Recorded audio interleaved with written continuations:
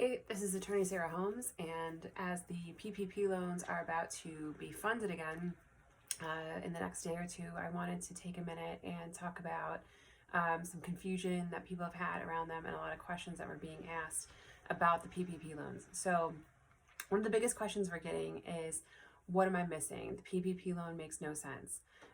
People realize that their businesses are still closed right now. They don't know for a large portion of them when they're going to be able to reopen, and therefore they have employees that aren't doing anything. They're not working.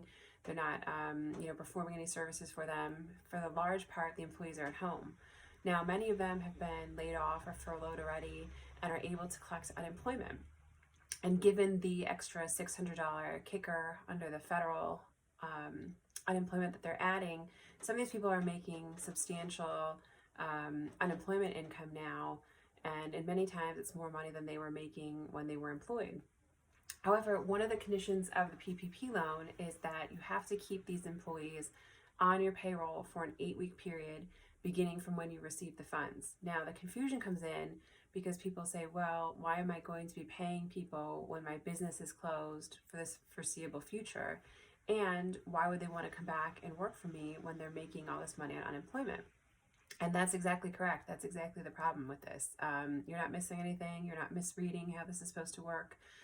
That's the exact problem with this, is that your employees are laid off or furloughed. They're collecting a good bit of money right now on unemployment. Your business is closed, yet the PPP loan terms, in order to get it forgiven, would require you to, in fact, bring those employees back to work, meaning you're paying them for not performing services if your business is closed. And you would have to do that, in fact, for the 8-week period in order to get that loan forgiveness. So you're not missing anything. That is how it works. That is the flaw in the system and why a lot of people are having a tough time with it. So what you can do is contact your representatives, contact your legislators, and urge them to modify the PPP terms and the language of the law to allow you to use the PPP funds and still get them forgiven once your business is open. I don't think that the legislators, in their haste to pass all these laws, really thought through the mechanics of any of this.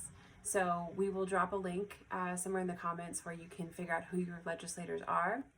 And in fact, we can draft up a template letter that we can also include in the comments for you to download. And we would definitely urge you to contact the lawmakers and explain to them how the PPP makes no sense, given that your business is still closed and your employees are collecting unemployment. So we will drop those links in there for you, and good luck, and feel free to reach out to our office if you need any other help with this.